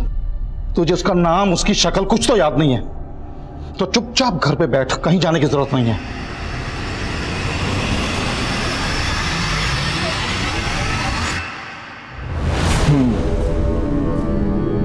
तो तुम्हारा रेप हुआ, किसने किया? पर वो कुछ याद नहीं आ रहा कौन था, पर मतलब तुम कह रही हो कि तुम्हारा रेप हुआ और तुम्हें नहीं मालूम किसने किया? सर दरअसल उस दिन ये होश में नहीं थी। सर एक्चुअली उस दिन मैं एक पार्टी में गई थी और मैंने वहाँ थोड़ी सी बियर पी ली थी, पर इतना नशा मुझे पहले कभी भी नहीं हुआ था जितना उस रात को हुआ मुझे। मतलब ये सब पार्टी में हुआ? नहीं सर, पार्टी में नहीं हुआ। मुझे याद है अच्छे से कि पार्टी के बाद घर जा रही थी और मुझे बहुत तेज चक्कर आ रहे थे, बहुत सर दुख रहा था और फिर कुछ भी समझ नहीं आ रहा था कि मेरे साथ हो क्या रहा है, और फिर अचानक से मैं वहीं पे बेहोश हो गई। और जब मुझे हल्का सा होश आया और फिर अचानक पता नहीं मैं कैसे उसी रोड पे पहुंच गई जहाँ पे मैं बेहोश हुई थी।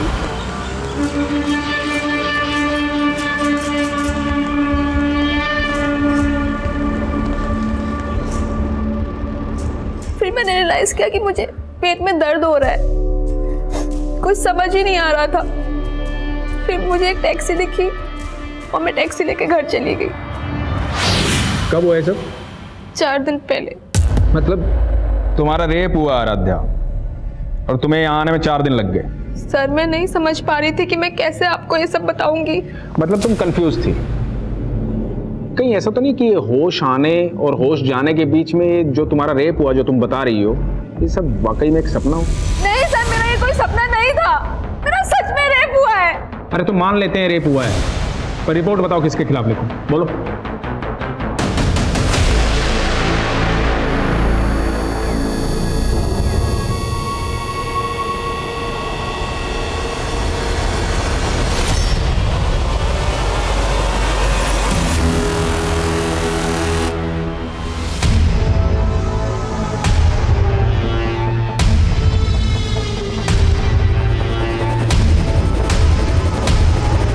देख लिया ना पुलिस के पास जाके? मैंने पहले ही बोला था वो लोग कंप्लेंट तक नहीं लिखेंगे तुम्हारी। उन्होंने कंप्लेंट नहीं लिखी पापा, इसका मतलब ये नहीं कि मेरे साथ क्राइम नहीं हुआ है। लेकिन ये भी तो हो सकता है कि तेरा रेप ही ना हुआ हो।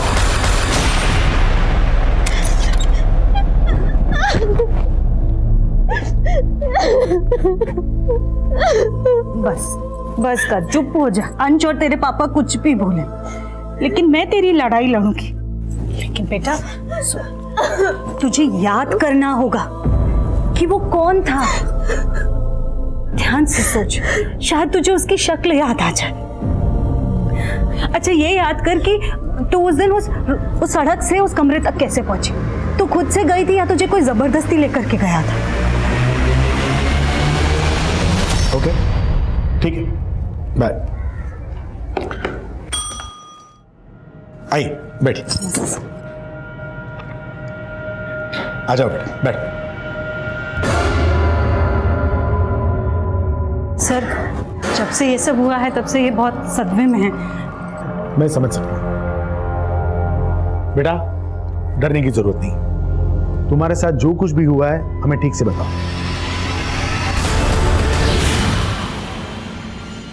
पानी, आराम से, डरने की जरूरत नहीं।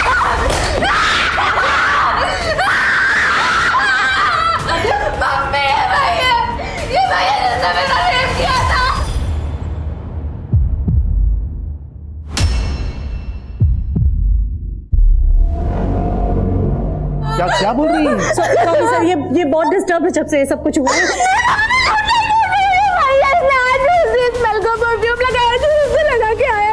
परफ्यूम? आपकी बेटी का दिमाग तो सही है ना? क्या बोल रही है ये? दिमाग तो तुमने खराब किया मेरा।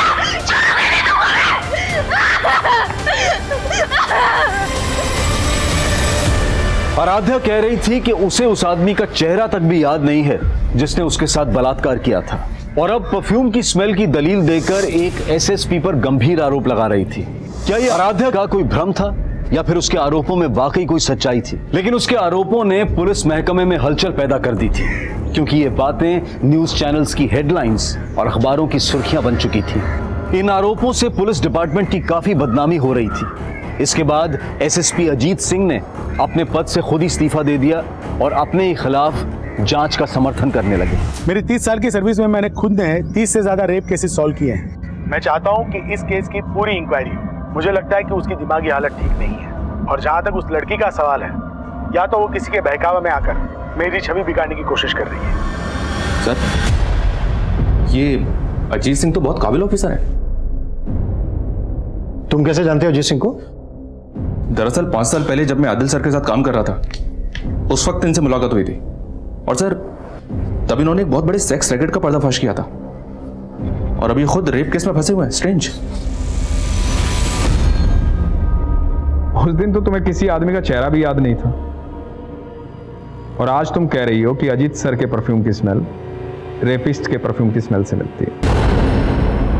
पर एक जैसा परफ्यूम तो कई लोग इस्तेमाल करते हैं। अब इन बातों से तुम्हारे दिमागी हालत पर सवाल उठेगा कि नहीं? देखिए, अगर मैं आपको पागल लग रही हूँ तो मेडिकली प्रूफ करके दिखाइए। पहले मेडिकली ये तो प्रूव हो जाने दीजिए कि तुम्हारा रेप हुआ है। तो आप मुझे झूठा साबित कर रहे हैं? झूठ और सच तो सबूत साबित करेंगे। अब आते हैं तुम्हारी स्टेटमेंट पे। उस सुबह जहां तुम ऑटो का वेट कर रही थी वहां कोई भी सीसीटीवी नहीं है, तो किसी बात का कोई प्रूफ नहीं है, और तुम्हें याद नहीं है कि तुम उसके बाद गई कहां।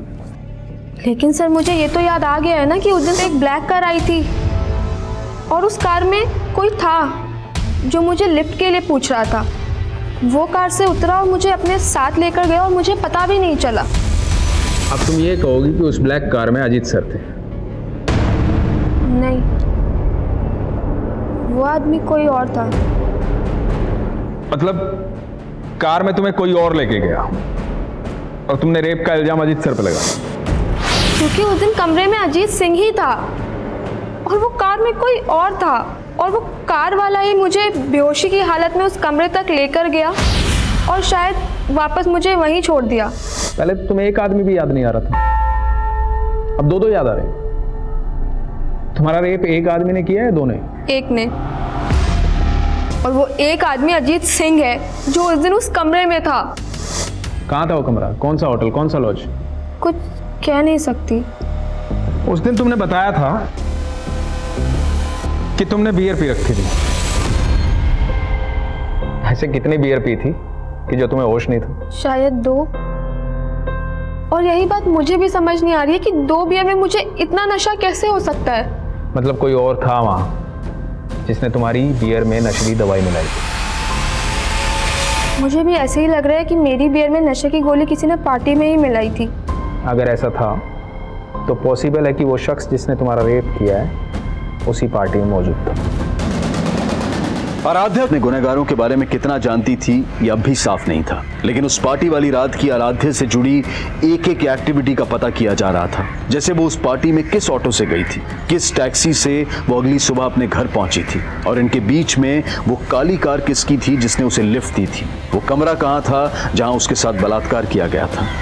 हाँ सर, उस रात मैं पार्टी में मौजूद था, लेकिन जब मैं वहाँ से निकला तब आराध्या वहीं पे थी। वो नैना और अपने फ्रेंड्स के साथ ड्रिंक्स कर रही थी। उसके बाद क्या हुआ कुछ नहीं पता मुझे। सर आराध्या तो पार्टी में भी नहीं आने वाली थी। क्यों? सर एक्चुअली आराध्या के पापा बहुत स्ट्रिक्ट है, वो उसे कहीं नहीं जाने देते, लेकिन उसकी मम्मी बहुत सपोर्टिव है, तो उसकी मम्मी ने उसे बाद में अलाउ कर दिया था। ये आराध्या पार्टी बनने से तुमसे पहले चली गई थी या बाद में? सर वो पहले ही चली गई थी, लेकिन हाँ सर मैंने बाद में अभिनव को उसके पीछे जाते हुए देखा था। ये अभिनव कौन है? सर अभिनव आराध्या का बॉयफ्रेंड है। हाँ सर, तो उसने मुझसे ब्रेकअप किया था, लेकिन सर उसने मुझ पर कोई भी रेप एलिगेशंस नहीं लगाए। लेकिन तू उसके पीछे तो गया था, शायद किसी को देखा उसके पीछे। सर मैं उसके पीछे गया था, लेकिन इससे पहले कि मैं उससे बात करता मेरे दोस्तों ने मुझे रोक लिया। आप चाहे तो उनसे पूछ सकते हैं। और आराध्या से तो मैं मिला तक नहीं था सर, वो पूरे पार्टी में करण के साथ ही थी। करण? सर मैं उस रात सिर्फ दूसरी बार मिला था आराध्या से सर। हाँ लेकिन सर मुझे ऐसा फील हो रहा था सर वो अपने बॉयफ्रेंड अभिनव को जलाने के लिए बार बार मेरे पास आने की कोशिश कर रही थी सर। लेकिन सर मैंने उसे साफ क्लियर कर दिया था कि मैं अभी किसी और के साथ हूँ सर। ठीक है, तुम जा सकते हो। Thank you sir. सर उस टैक्सी वाले का पता चल गया जिसने उस सुबह आराध्या को घर पे छोड़ा था। हाँ साहब, उस सुबह मैंने इस लड़की को MG क्रॉसिंग रोड से इसके घर सुंदर नगर छोड़ा था। ये लड़की कह रही है इसके साथ रेप हुआ था। उस दिन जहाँ से इसने तुम्हारी टैक्सी हायर की थी ये फुटपाथ पे बेहोश पड़ी थी। तुमने देखा था इसे बेहोशी की हालत में? नहीं साहब, मैं तो खुद अपनी टैक्सी में सो रहा था। इसने खुद मुझे जगा के मेरी टैक्सी हायर की। उसके साथ क्या हुआ क्या नहीं हुआ साहब वो तो मुझे नहीं मालूम। क्या रंग है तेरी टैक्सी का? साहब सफ़ेद है।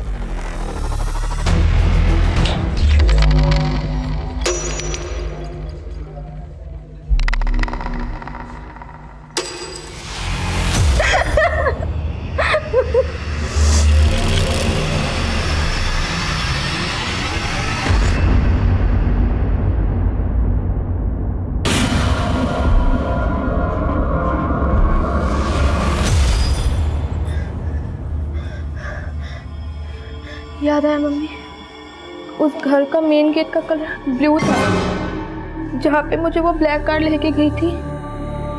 Blue colour? पर बेटा पुलिस ने कंफर्म किया है अजीत सिंह के बंगलों का मेन गेट ब्लू कलर का नहीं है।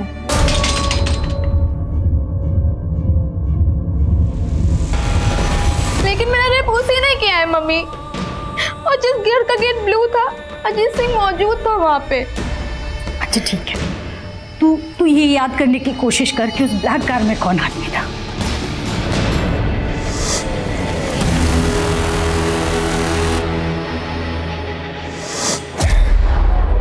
याद आया कौन था ब्लैक कार में? आराध्या, अब तुम कभी प्रूव नहीं कर पाओगी कि अजीत जी ने तुम्हारा रेप किया। मतलब अब आप वो कर रहे हैं जो वो आपसे करवा रहे हैं। अब तुम मुझे समझाओगी मुझे क्या करना चाहिए और क्या नहीं करना चाहिए? सर नाराज मत होइए, बच्ची है, नादानी में बोल गई। नादान? बहुत पहुंची हुई चीज है ये।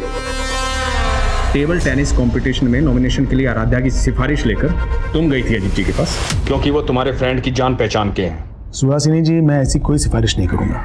आपकी बेटी को क्लब में फ्री ट्रेनिंग दिलाने के लिए मैंने सिफारिश कर दी थी, लेकिन वो कंपटीशन में सिलेक्ट होगी या नहीं ये सिर्फ उसका गेम डिसाइड कर सकता है, मैं नहीं। बात नहीं बनी तो बदनाम करने की कोशिश की। तो क्या कह रहे हैं आप सर? उस रात आप अपनी बेटी को पार्टी में नहीं भेजना चाहते थे ना? जी सर, लेकिन तुम्हारी बीवी ने भेजा जबरदस्ती, क्योंकि नहीं भेजती तो ये खेल कैसे रचती? खेल तो मेरी बेटी की जिंदगी के साथ हुआ है सर। आपको पता है उस दिन वो काली कार में कौन आया था, कौन इसको लेकर के गया था? करण सिंह, अजीत सिंह का बेटा। लिफ्ट चाहिए क्या तुम्हें? तो अपनी दलील को पुख्ता करने के लिए अजीत जी के बेटे को फ्रेम कर रही हो तुम। कोई नहीं सुनेगा तुम्हारी कहानी। मतलब मेरा रेप आपको अब कहानी लग रही है? बहुत कहानी है तुम्हारे पास। मेडिकली प्रूव हो चुका है कि तुम्हारे साथ कोई जबरदस्ती नहीं हुई, और सेक्सुअली एक्टिव तो तुम पहले से थी ना। क्या कह रहे हैं सर आप? कुछ भी बोले जा रहे हैं? पूछो अपनी बेटी से, अपने एक्स बॉयफ्रेंड अभिनव के साथ इसके फिजिकल रिलेशन थे या नहीं? सच क्यों नहीं बोल रही? हाँ, बन गए थे अभिनव के साथ मेरे रिलेशन, लेकिन 19 मार्च की सुबह मेरा रेप हुआ था और अजीत सिंह ने ही मेरा... वो उस दिन इंदौर में थे ही नहीं। मैं वहाँ नहीं था जहाँ उस लड़की का रेप हुआ, बल्कि मैं यहाँ से 300 किलोमीटर दूर भोपाल के नुसरतगंज में था। एक शादी अटेंड कर रहा था, मेरी भतीजी की शादी की फोटोग्राफ है, इसमें मैं ठीक से नजर आ रहा हूँ, देखो।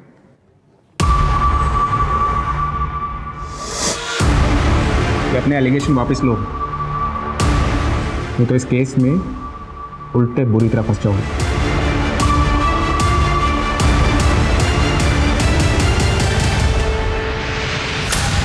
कहाँ गायब था कल से? वो अपन तेरी ये आवारागर्दी बंद कर दे। अगर तेरे खिलाफ कुछ भी साबित हुआ ना, तो सबसे पहले मैं तुझे अंदर करवाऊंगा।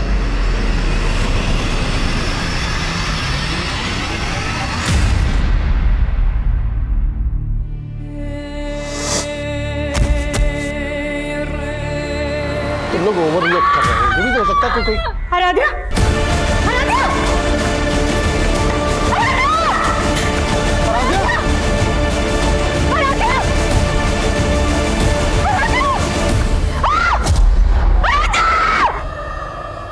आराध्या की मौत हो गई थी और जल्द ही मीडिया इस मामले को आत्महत्या का रंग भी देने लगी। मेरी बेटी इतनी कमजोर नहीं थी, वो आत्महत्या नहीं कर सकती है। उसको तो हाइट का फोबिया था, ऊंचाई से नीचे देखते ही उसको चक्कर आने लगते थे, तो फिर वो खुद कूद कर अपनी जान कैसे दे सकती है? उसको जरूर किसी ने धक्का दिया था, उसकी हत्या हुई है। मैं इस केस में सेंट्रल इन्वेस्टिगेशन एजेंसी की जांच की मांग करती हूँ।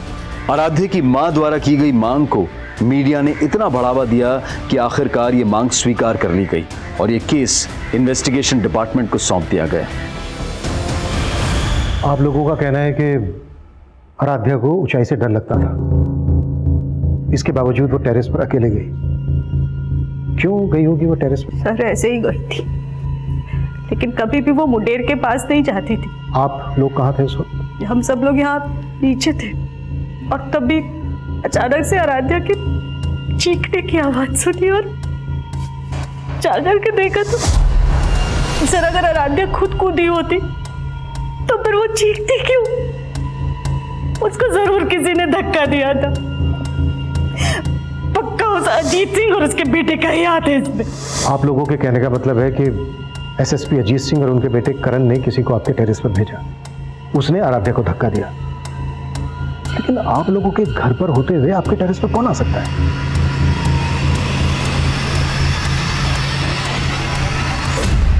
सर लड़की की लाश वहां मिली थी। अगर कोई बाहरी आदमी इस छत पे आया है तो पड़ोस की किसी छत से ही आ सकता है, क्योंकि यहाँ पे आने के लिए सीढ़ियां घर के अंदर से ही आती हैं और आस पड़ोस की किसी छत पे सीसीटीवी मिलना तो पॉसिबल नहीं है। सुमित साहब, आसपास पता करो, वारदात के दिन कोई सस्पिशियस शख्स देखा गया था क्या? साहब, मनीष, सबसे पहले हमें यह पता करना होगा कि आराध्या का रेप और मर्डर केस क्या दोनों आपस में कनेक्टेड है या फिर दोनों केसेस अलग अलग हैं? लेकिन सर इस केस की इन्वेस्टिगेटिव टीम का तो यही मानना है कि आराध्या का रेप ही नहीं हुआ और मेडिकल रिपोर्ट से भी ये कंफर्म नहीं हुआ है। मेडिकल रिपोर्ट से तो तब कंफर्म होता ना जब रेप के तुरंत बाद उन्होंने आराध्या का मेडिकल करवाया होता। उन्होंने रिपोर्ट ही 4 दिन के बाद फाइल करवाई थी।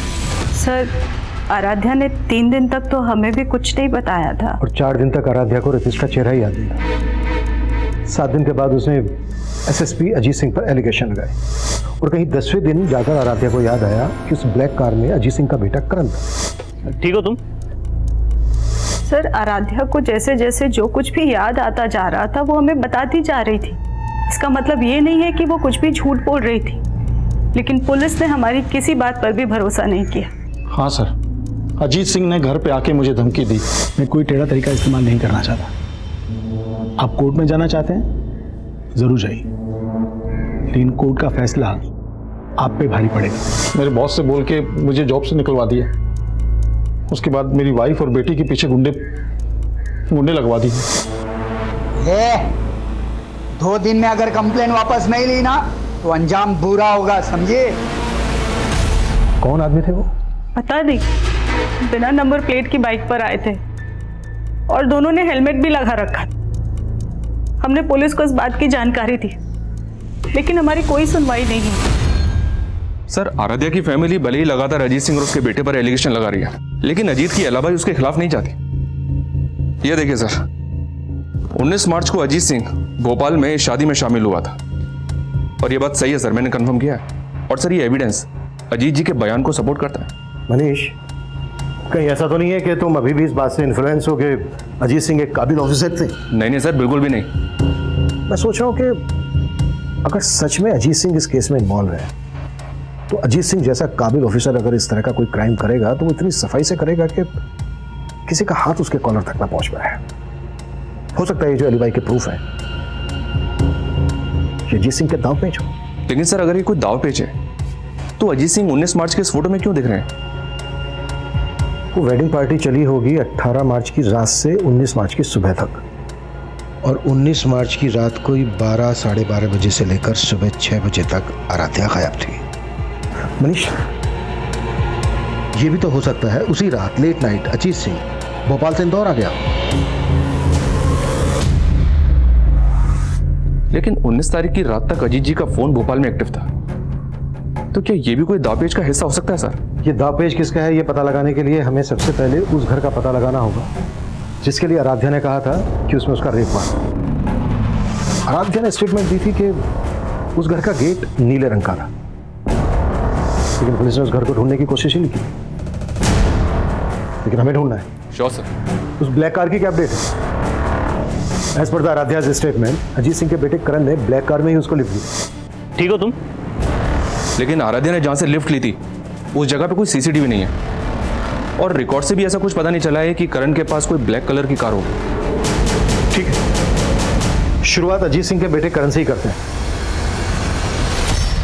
बुलाओ करण को पूछताछ के लिए। सर मैं उस रात पार्टी वेन्यू के बाहर आराध्या से मिला ही नहीं सर, और ना ही मेरे पास कोई ब्लैक कलर की कार है।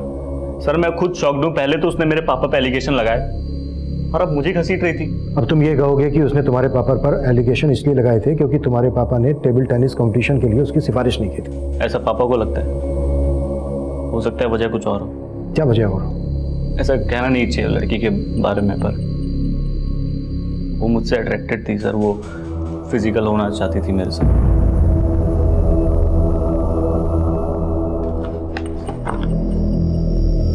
लेकिन तुमने अपने एक बयान में कहा था कि तुम आराध्या से सिर्फ 2 ही बार मिले थे। हाँ सर 2 ही बार मिला था, और सर दूसरे बार ही मुझे ऐसा सिग्नल देने लगे सर। तुम अपनी गर्लफ्रेंड के साथ लॉयल हो या फिर मैं पसंद नहीं तुम्हें? एक मिनट सॉरी आई कांट। मैंने उसे साफ मना कर दिया। हो सकता है उसकी ईगो हर्ट हुई हो सर। आप खुद सोचो सर, अगर मुझे कुछ करना होता तो मैं तब नहीं करता। ऊपर से उसने ऐसा कहा कि मैं उसे अपने पापा के पास ले गया।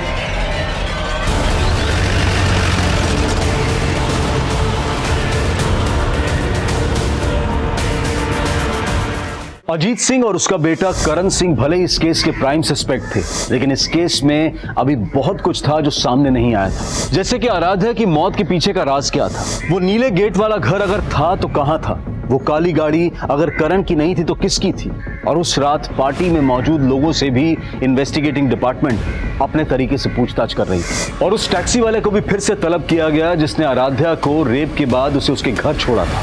हाँ साहब मैं मानता हूँ, उस सुबह मैं MG रोड क्रॉसिंग पे था, लेकिन मैं अपनी टैक्सी में सो रहा था और मैंने उस लड़की को तब देखा जब वो मेरी टैक्सी हायर करने आई। उस वक्त हालत कैसी थी उसकी? हालत तो ठीक नहीं थी साहब, वो बहुत ज़्यादा डरी हुई लग रही थी।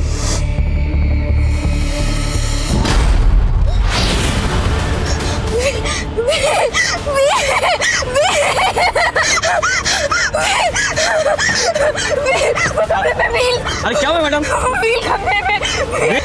साहब मुझे कुछ समझ ही नहीं आया, वो कौन से व्हील और कौन से कमरे की बात कर रही थी। ये टैक्सी वाला बोल रहा है कि आराध्या किसी व्हील और कमरे की बात कर रही थी। कहीं ये कमरा वही तो नहीं जिसमें आराध्या का रेप हुआ था? तो किसी व्हील का भी उस ब्लू गेट वाले घर से कनेक्शन है? ऐसा कोई घर मिला? नहीं सर, फिलहाल तो नहीं। हाँ लेकिन आराध्या की दोस्त नैना ने एक नई स्टेटमेंट दी। सर मैंने ये बात पहले भी पुलिस को बताने की कोशिश की थी, लेकिन वो वही जानने में इंटरेस्टेड थे जो वो जानना चाहते थे। कब की बात है ये? क्या हुआ? मुझे लगा वो सुपर शादा भी यहीं खड़ा था और हमें मोबाइल में रिकॉर्ड कर रहा था। सर तब तो हमने ये बात को इग्नोर कर लिया था, लेकिन आराध्या के रेप और मर्डर के बाद ऐसा लगा कि शायद इसका कुछ कनेक्शन हो। नाम क्या उसके घर का? सर शंकर, वो यही काम करता है।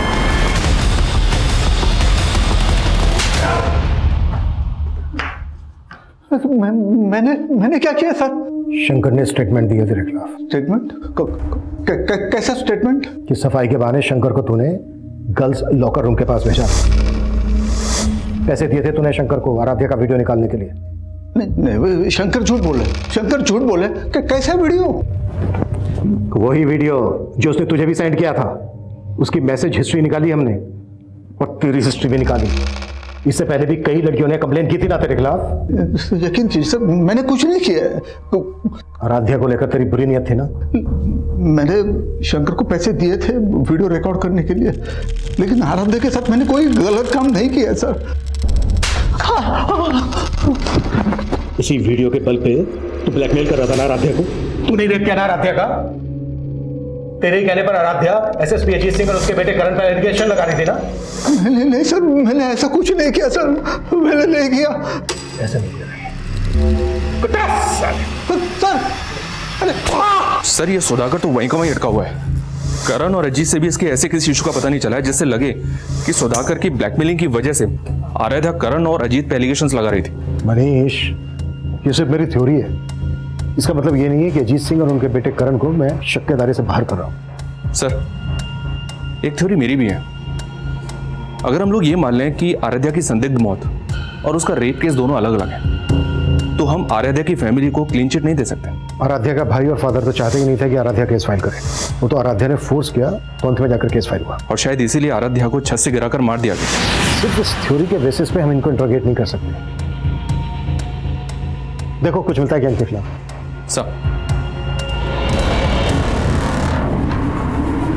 अब आराध्य के पिता और भाई शक के दायरे में थे और तभी एक नई जानकारी सामने आई।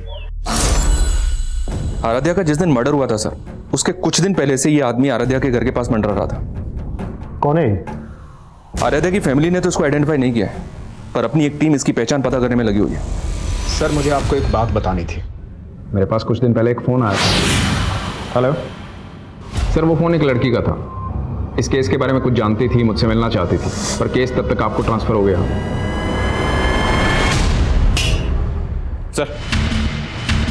सर, पीआई राजेश मौर्य ने जिस लड़के का नंबर दिया था, वो नंबर किसी मंजू नाम की लड़की का था। लेकिन कुछ दिन पहले मंजू की एक रोड एक्सीडेंट में मौत हो गई। जी हाँ सर, और चौंकाने वाली बात यह है कि राजेश का ऐसा मानना था कि वो लड़की उन लोगों को जानती थी जिनके प्रेशर में आराध्या ने अजीत पर रेप केस लगाए थे। अगर इंस्पेक्टर राजेश को ये बात पहले से पता थी तो उसने ये बात हमें बताने में इतना टाइम क्यों लगा दिया? Manju hit and run case Narendra Nagar थाने में आया था, और जिस टेम्पो से मंजू का एक्सीडेंट हुआ था, उस टेम्पो का भी अभी तक पता नहीं लगा पाए ये लोग। और सर, वो लोग ऐसा मान रहे हैं कि मंजू जानबूझ के टेम्पो के आगे आई, क्योंकि मंजू के फादर ने स्टेटमेंट दिया था कि मंजू ने पहले भी सुसाइड करने की कोशिश की थी। मंजू के फादर से मिलना पड़ेगा।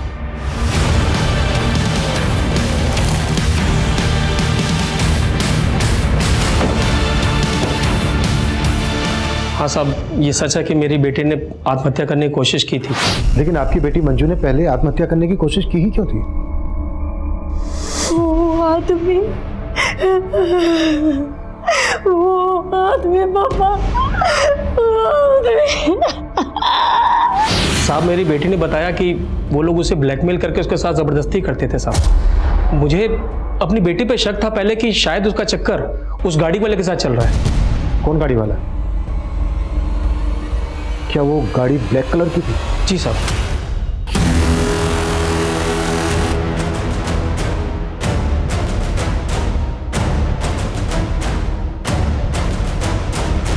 फिर साहब, मैंने उस कार का पीछा किया जिस कार में मेरी बेटी थी, और वो कार एक कोठी में घुस गई।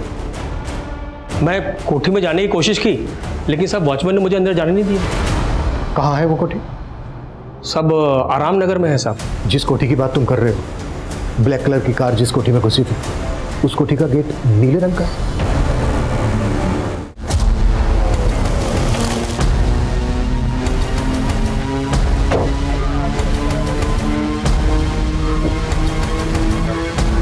कलर चेंज कर दिया। कौन हो भाई? अरे गाड़ी में डालो इसको। अरे साहब, मैंने क्या किया साहब?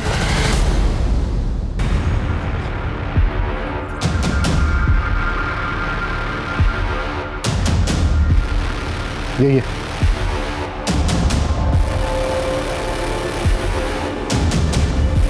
साहब मुझे कुछ समझ ही नहीं आया, वो कौन से व्हील और कौन से कमरे की बात कर रही थी।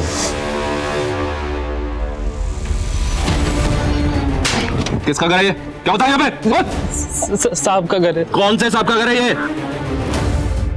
अब सफाई देने के लिए कुछ नहीं बचा। बेनामी संपत्ति का वो घर जब्त हो चुका है और तुम्हारा वफादार खबरी मुकेश उठा लिया उसको हमने। मुकेश सब कुछ कबूल कर चुका है। क्या कबूल कर चुका है वो? यही कि मेरे कहने पर उसने उस लड़की को छत पे से फेंक कर मारा। हाँ, मैंने करवाया उस लड़की का मर्डर, क्योंकि उस लड़की ने मेरा जीना हराम कर दिया था। मेरा 30 साल का बेदाग करियर खाक में मिला दिया था। लेकिन इससे ये कहाँ साबित होता है कि मैंने उस लड़की का रेप किया। अजीत सिंह एक बहुत ही पावरफुल और पहुंच वाला ऑफिसर था, इसलिए आईडी के लिए यह बेहद जरूरी था कि वो उसके खिलाफ पुख्ता सबूत जुटाए। आईडी की टीम ने क्राइम सीन की फोरेंसिक जांच करवाई और वहां उन्हें आराध्या, अजीत और कुसुम तीनों के ही डीएनए के ट्रेसेस मिले और उस प्रॉपर्टी की डिटेल से यह भी पता चल गया कि वो बंगलो अजीत सिंह की ही एक बेनामी संपत्ति थी। तुम मुंह खोलेगा या फिर मैं मेरे तरीके से मुंह खुलवाऊं तेरे से? गर्मी मत दिखाओ जिंदल,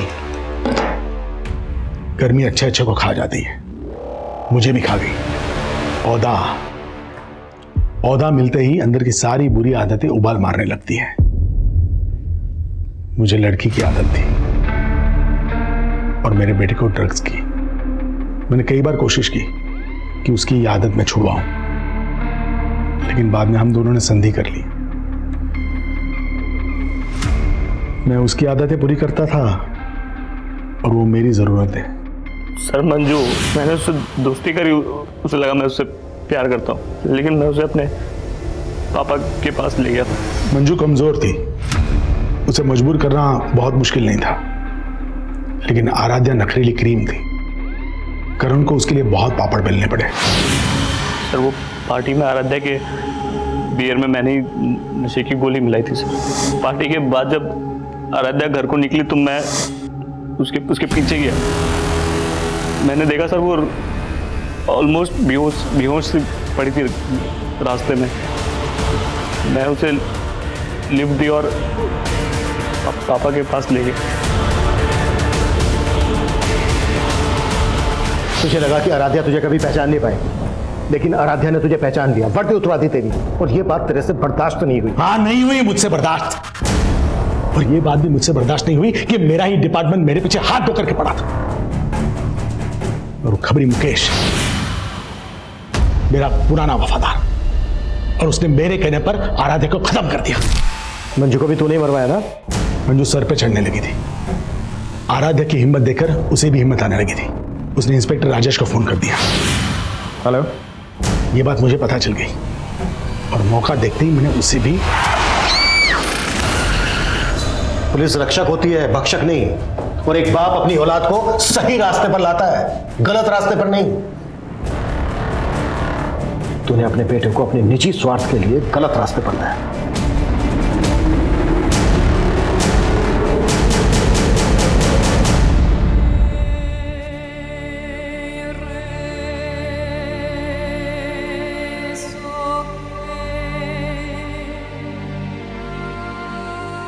आराध्या भले ही आज हमारे बीच नहीं है, पर आखिरकार उसे इंसाफ मिल गया।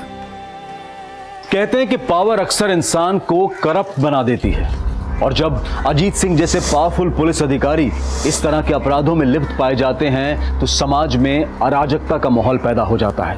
एक आम नागरिक का भरोसा डगमगा जाता है।